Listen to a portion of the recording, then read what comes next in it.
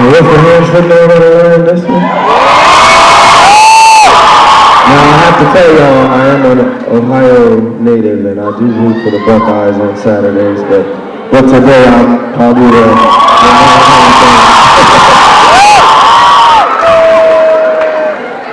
It's great to be back. It's great to be in the beautiful city of Austin, and of course it's great to be here at the University of Texas. I want to extend a very special thank you to Sarah Robinson, Chelsea Jones, and Emily Charlton, the 3 committee chairs at the Student Event Center who worked so hard to bring me here to campus. It's an honor to spend my evening with you all tonight. Now, I get the opportunity to speak at a lot of colleges and universities around the country, and I always get excited to do it because I love being on college campuses, and I really believe in you, I really have faith in you. I know you're intelligent, I know you're motivated, and you're ready to do something big in the world. Is that right? And that's why we're here tonight. We want to talk about using our voice to make impact, using our minds, using the things we learn here to do something to make change in the world. We're going to talk about something bigger than yourself and the role that all of us can play in making the world a little bit better. And you may have come to hear a little bit of music as well. And I see they conveniently placed the piano right here. We will get to that. We'll get to that. But as I said, I'm excited to be here, and I believe that you all have a lot of potential. I know you can create change, and from your years here at college, you're going to gain an abundance of knowledge, an extensive vocabulary, and I've heard the parties here are a lot of fun too.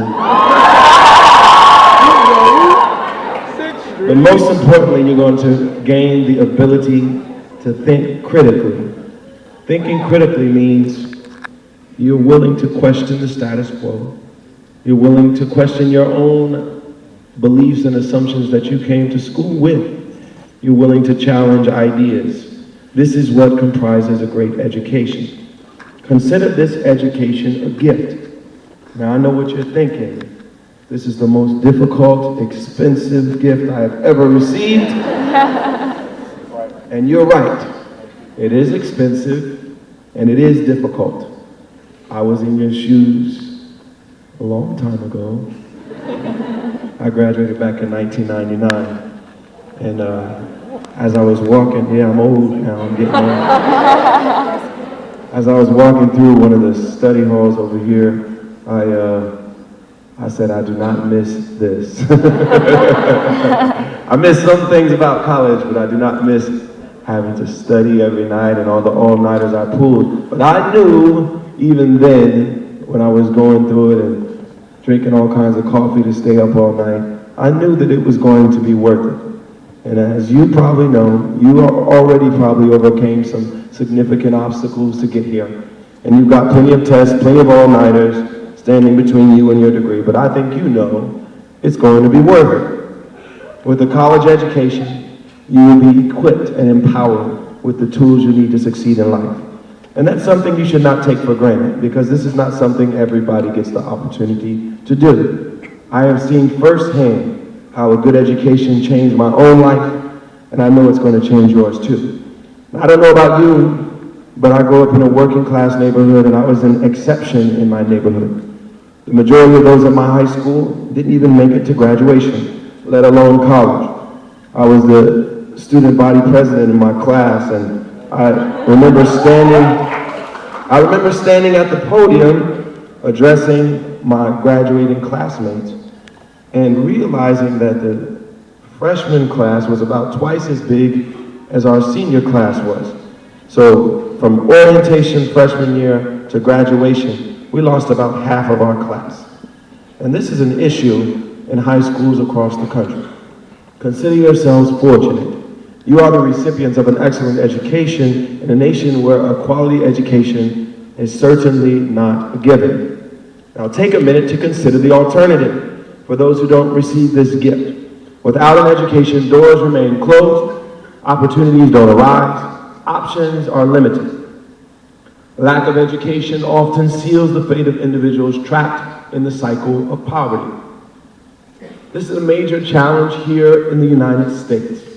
We're supposed to be the greatest country on earth, but as a nation, we have dropped from 1st to 18th place in high school graduation rates. While this statistic is unsettling enough on its own, consider that just 10% of our schools are responsible for 40% of the dropout students.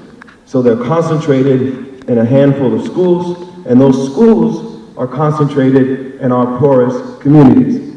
These are the communities that are most in need of the transformative power of a good education. These schools are sometimes referred to as dropout factories. Now that is a terrible name, but it is essentially accurate. And unfortunately, these so-called dropout factories are helping to perpetuate the cycle of poverty in low-income communities.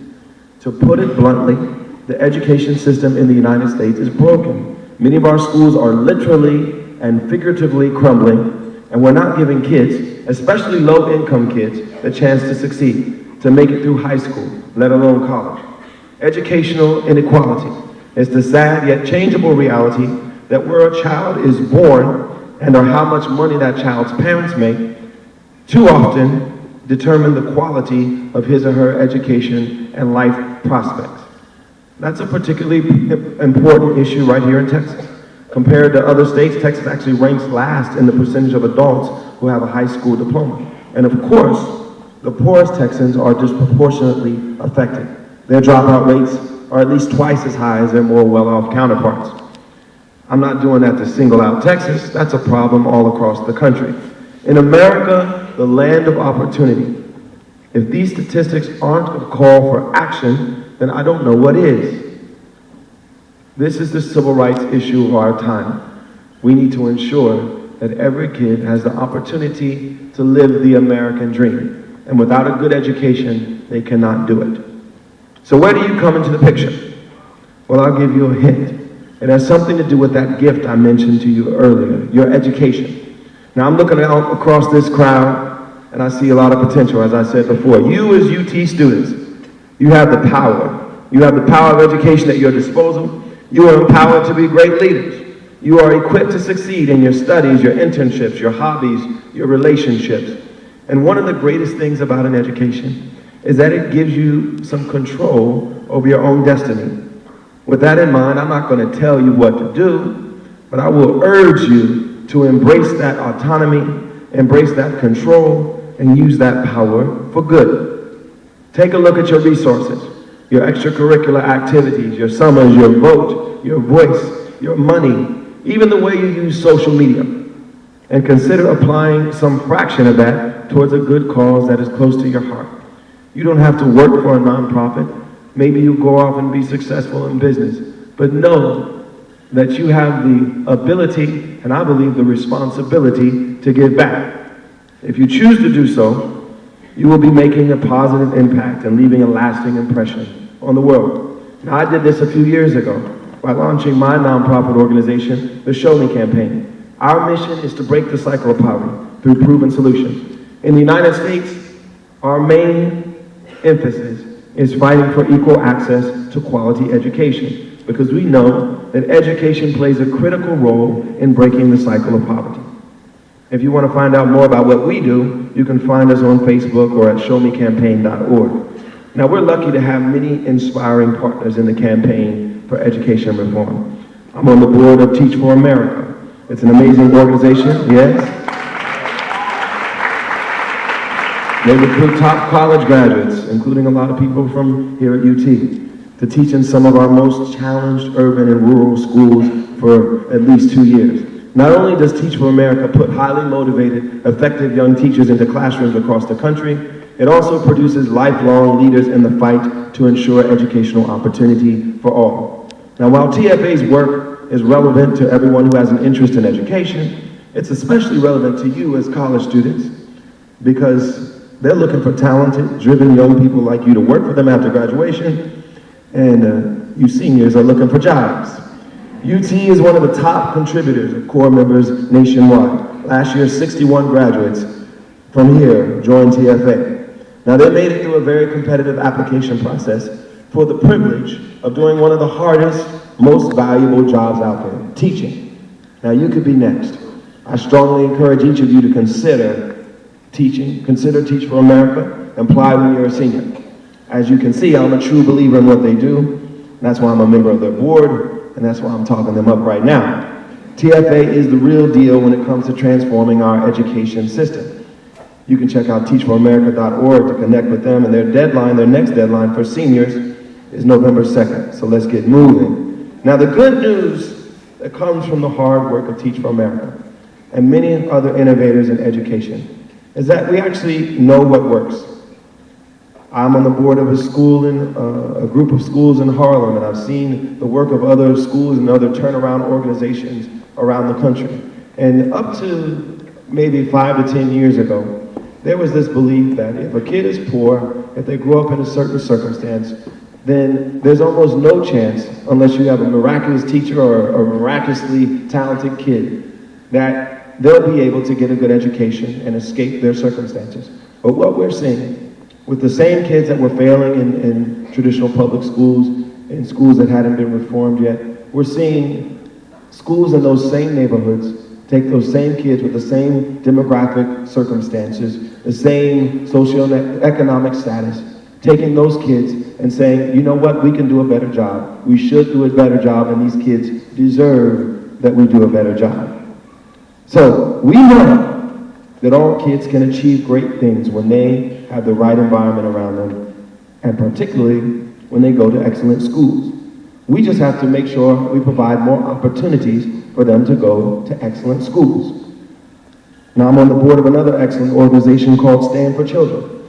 They're working hard in Texas and states across the country to make the policy changes necessary to give those kids access to great schools. Because if we really want to make change, some of it is a political issue. We have to change some of our laws, some of our policies that have encouraged the status quo to remain the status quo. We must continue to make real progress towards repairing our nation's education system. We can all play an active role in taking what was a gift to your generation and making it an inviolable right for the next.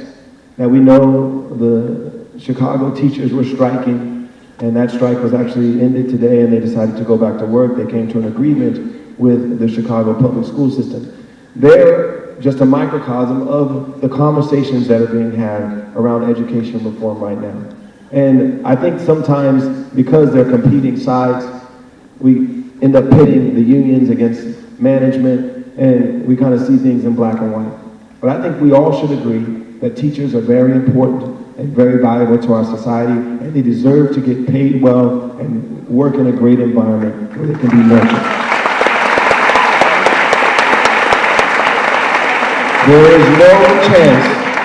There is no chance for educational reform if we are in the business of demonizing teachers, saying they get paid too much, because they do a valuable job, a valuable service to our communities, and we should treat them as such. They're professionals that deserve to get paid a professional salary and work in professional conditions. And on the other hand, if we're going to accord them that respect and that value, then they should be accountable for doing a great job for our kids. If it's your kid, you realize how important it is that that person in front of them for 6, 7, 8 hours a day is really good at their job. That they are able to take a classroom that starts at a certain point at the beginning of the year and move them to a certain point by the end of the year. That's a simple thing we should ask all of our teachers to do. And in exchange, we should take care of them and make sure they are valued and treated with the respect that they deserve. Now, that was my little education reform rant. While your education here at UT does not require that you are a spokesperson for any particular cause, it does give you the resources and the skills, the privilege, and yes, hopefully, the passion to do so. Now, if you need some encouragement, my organization, the Show Me campaign, also offers some summer fellowships to rising seniors working in unpaid internships. Now, we want to encourage young people to get involved in areas like education and helping the poor and international development. So we actually give a stipend for you to work in an unpaid internship. So if you're working, volunteering for someone and not getting paid for the summer, we're going to give you $3,000 for the summer to do that if you apply to our fellowship and get approved. So if you're thinking about doing something like that and you're a rising senior and you want to do that next summer, I know we're a little bit ahead of time. You got some time to think about it. But go to showmecampaign.org to find out more about what we do in that area. Now, I don't expect everyone in the room to get involved in improving education. That's my own personal passion. Yours may be something completely different, and that's great.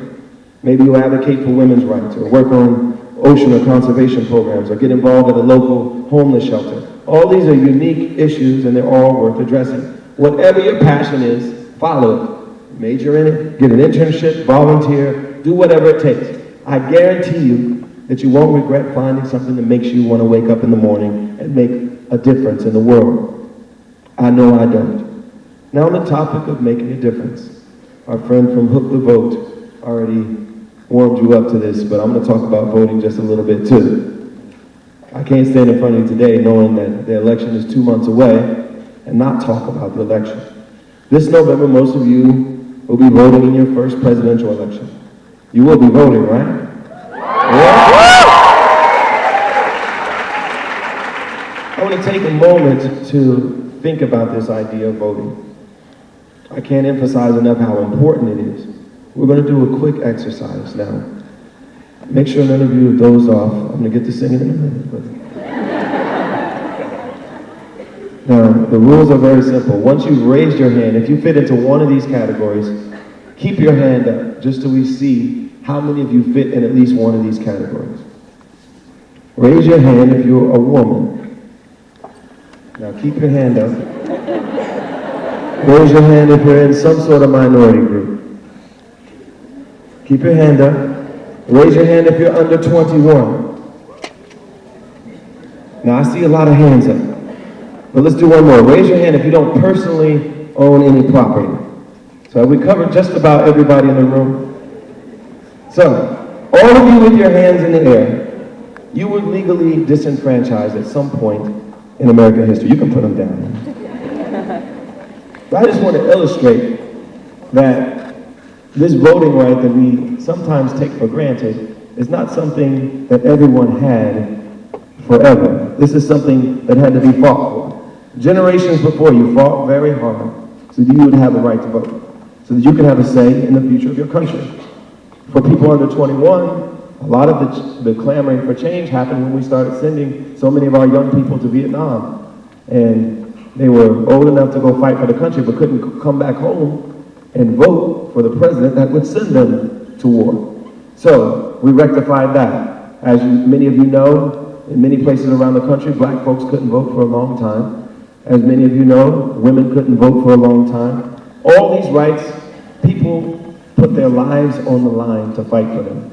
People died for it. They starved for it. They went to jail for it. So I want you to consider it your privilege and your civic duty to exercise these rights. And it's also important that we don't roll these rights back. We need to protect these rights.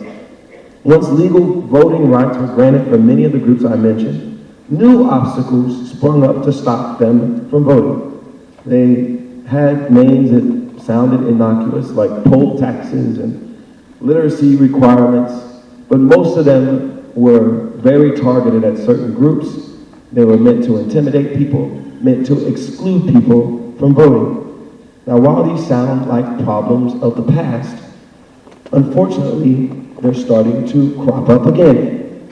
Today, in 2012, new obstacles are still springing up, designed to prohibit or at least discourage certain people from exercising their right to vote, or at least make it as inconvenient as possible. Conservative state legislatures around the country are currently working to impose unnecessarily strict identification laws. These laws disproportionately affect people who are low income, people who are elderly, people who are young, many people who tend to vote for Democrats, if we're honest. In fact, in Pennsylvania, there was a state officer who was very honest about it. He said that the fact that they had these new ID laws was going to enable Mitt Romney to win. So, his strategy for making sure his preferred candidate won in Pennsylvania was to restrict the rights of certain people to vote. Now, the courts recently blocked a stricter voter ID law passed by the Texas legislature. You're still required to bring an ID, but it's not as strict as it used to be. So what I want you all to do wherever you vote, make sure you know the rules. Make sure you're aware of what the requirements are. If you go to gottavote.org, they'll tell you those rules, and I'm sure people on campus can help you as well. And remember, as my friend from Hook the Vote said, October 9th is the deadline here in Texas to register to vote. Now that date is creeping up, so do it today, and early voting begins on October 22nd. So vote early. Don't stand in line on election day. And finally, do we know what election day is? November 6th. All right, so I think Texas Longhorns are going to be voting. Is that right?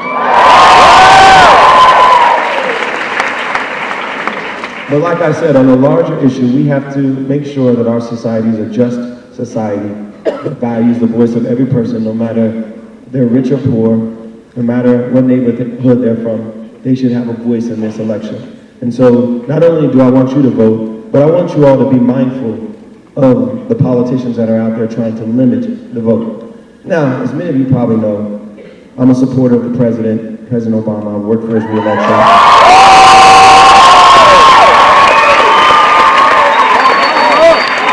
But I'm not here to tell you who to vote for. That really is up to you, and I encourage my conservative friends, my independent friends, vote your conscience. What I will tell you, that as this nation struggles its way out of the Great Recession, we have to decide what kind of country we want to live in. We have choices. We have to decide whether we simply cut and shrink our way to prosperity, or if we continue to invest in the future of America. Now, as I've shown you earlier, our education system is in dire need of repair, and we need all the excellent teachers we can get, and we have to pay them well. So is now the time to lay off teachers by the thousands and cut early childhood education programs? Is now the time to cut Pell Grants and other programs that make college more affordable? I would suggest to you that now is not the time. The U.S. did not make it to the top by chance. We got here in part by investing in our schools and investing in our infrastructure. Now, as more and more nations catch up with us, we can't just sit back. We have to meet the challenges we face with boldness and intelligence. We spend a lot of energy and money nation building in the Middle East. It's time that we get back to nation building here in the United States.